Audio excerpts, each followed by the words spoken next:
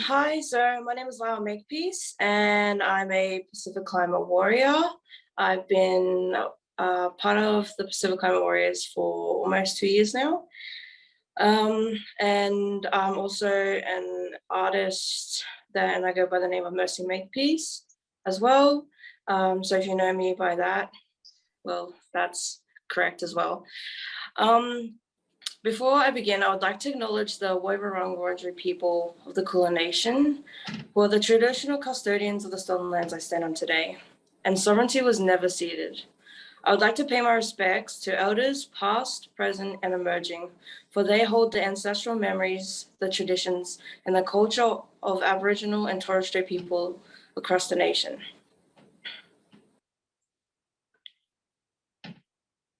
So today I will be talking about the Pacific Climate Warriors. And oh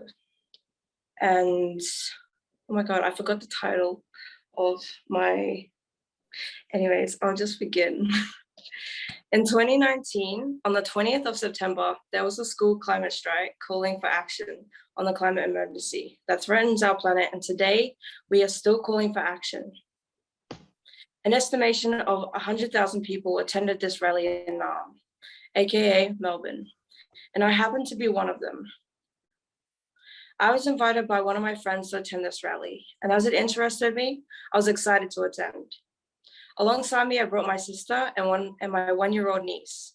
With so many people attending, it was quite hard to navigate and find our Pacifica group. But thankfully, the beautiful cultural clothing of our people made it possible. My sister and I knew few people in the group who attended, and as we had little knowledge of what was about to happen, we felt quite out of place, although the faces that surrounded us welcomed us with kind smiles. I found myself standing next to someone who looked rather nervous. I felt nervous too, so it was nice to feel not alone in that feeling. We made eye contact and briefly exchanged names to introduce ourselves before the speeches began. Silence had fallen onto the audience as our eyes gazed forward attentively, our ears alert as to hear every word that echoes from the PA system. Eventually, the Pacifica group I stood with gathered behind the DIY stage, holding the flags of our island nation, and as we stood there, the person I stood next to beforehand made their way onto the stage. Her name was Cindy Makabori. My nerves suddenly go away as I realized the weight on this person's shoulders was unimaginable in this moment. Here was the first time I had heard the infamous words of the Pacific Climate Warriors. We are not drowning, we are fighting. And as I stood behind her, I felt inspired by her words. And a feeling of pride and validation filled me up as I stood here in solidarity with my fellow Pacifica family. After the school climate strike, I remember early into the next year, the coordinator for the Pacific Climate Warriors, Falala Tupuola, reached out to me. We knew one another already, but she had invited me to join PCW's first meeting of the year for 2020. Honored by this offer, of course I accepted. The meeting was really great, but it was after the meeting I really got a chance to dive into who are the Pacific Climate Warriors. Those who had some free time after the meeting had wandered down the street together for a drink. It was a night I'll never forget because I met quite an amazing bunch of people. One of the Pacific Climate Warriors, Jeffrey, shared their story with me on how they came from West Papua to Australia. And while I have this spotlight, I want to quickly but sincerely say, free West Papua. The Indigenous people of West Papua are still today fighting for their independence. So if anyone in the audience is unaware of the injustice and cruelty that is happening in West Papua, I truly suggest looking into the Free West Papua campaign. Now with that, my friend had shared his journey with all of us that night, whether we knew his story already or not. We all listened intently, hanging on to every word that fell from his mouth. The trials he had faced in his life had not resembled my own. And in that moment, I was reminded of the privilege I had to face with my first world problems. Hearing the realities of the front line of these climate injustices and colonization. The next event I attended was part of the opening for the Sustainability Festival in 2020. My friend Alec, a fellow Pacific climate warrior, was the moderator and producer of the opening. Still new to PCW, I arrived and kept myself distant for a bit, as I was pretty shy. Eventually, I saw people from the first meeting and made my way to them by the end, but nonetheless, I was still shy. During the event, I learned something really important. I learned the word climate justice. And what my understanding was that two things I already cared about and supported had an intersection. Environmental justice and social justice meet one another, and climate justice is that outcome. What this looks like right now, for example, is West Papua, which I mentioned before. The indigenous people of West Papua have nurtured and built a relationship with the land long before the Indonesian government colonized and started abusing their land and people. Through this occupation, Indonesian government has extracted precious resources and minerals whilst committing genocide of the indigenous people of West Papua. The West Papuan people are crucial to the cycle of healing that is the act of climate justice. And a big part of climate justice is decolonization. As part of the Pacifica diaspora community, I'm raising a platform to the people who need climate justice right now.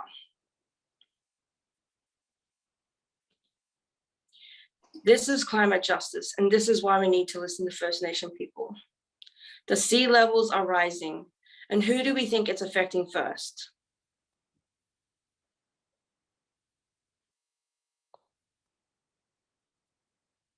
In Pacific Climate Warriors, during the lockdown, we had many virtual programs. A few of them have been campaigns to support our island nations as they fight against the symptoms of the climate crisis. In these campaigns, we center climate justice and meaningful action with cultural connection for our people who are living away from our beautiful island nations, whilst also acknowledging that we are settlers on stolen land. And it's important that the actions we take are in consideration of the First Nation people. Our actions are driven by who we are and our connection and understanding of cultural identity. So it's important for the space to foster this connection to who we are with our complex identity as Indigenous people who benefit as settlers on this stolen land. As our homelands are too suffering firsthand, we are able to identify with the loss of our ecosystem and culture. When settlers don't identify with the land or any land, they can struggle to grasp the reality of climate justice. And this is why it is important to hold spaces for the remembering of culture. It's because of our cultural connection that we are able to recognize what climate justice is. But we have to have an understanding of our cultural identity to access that. So how are these spaces created to be culturally safe for those who are remembering their culture? Pacific Climate Warriors are an excellent example of how this has been done, as I've experienced firsthand within the past 2 years what it feels like to enter this space.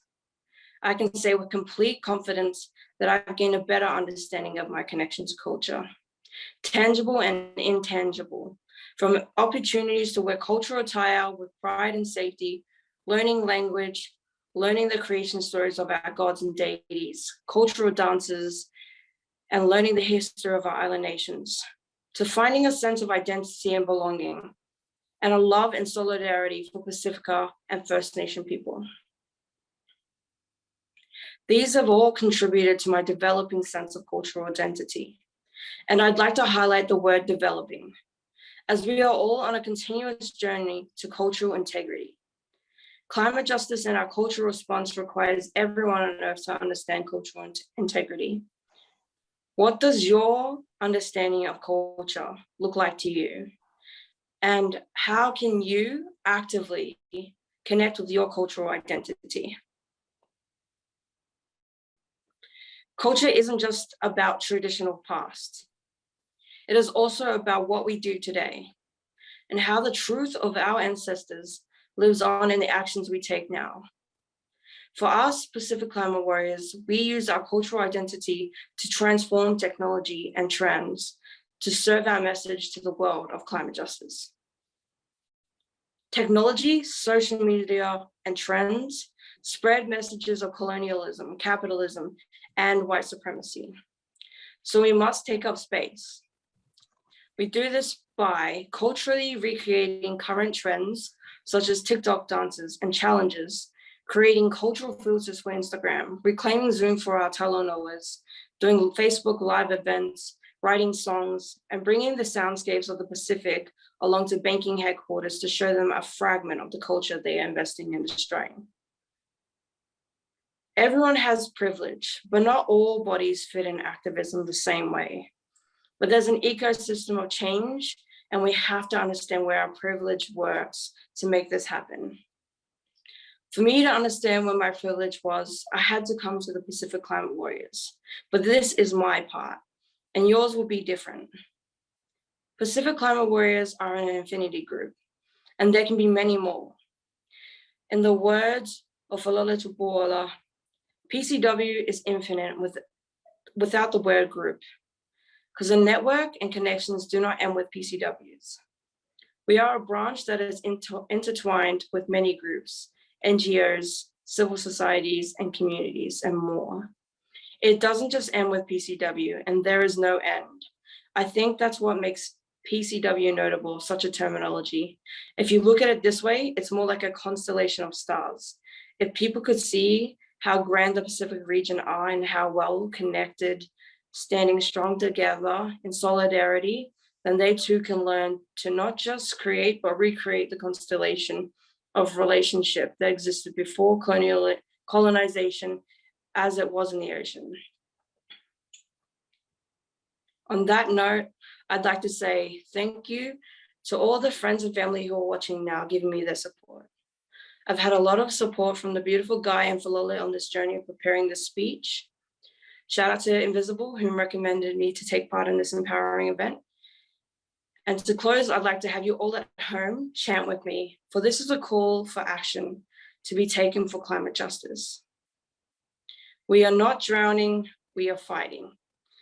Can everyone repeat those words after me? We are not drowning, we are fighting. We are not We're drowning, not drowning, we are fighting. We are not drowning, we are fighting. Last one, everybody together. We are not drowning, we are fighting. Thank you everyone for coming out today. Yeah, that's the end.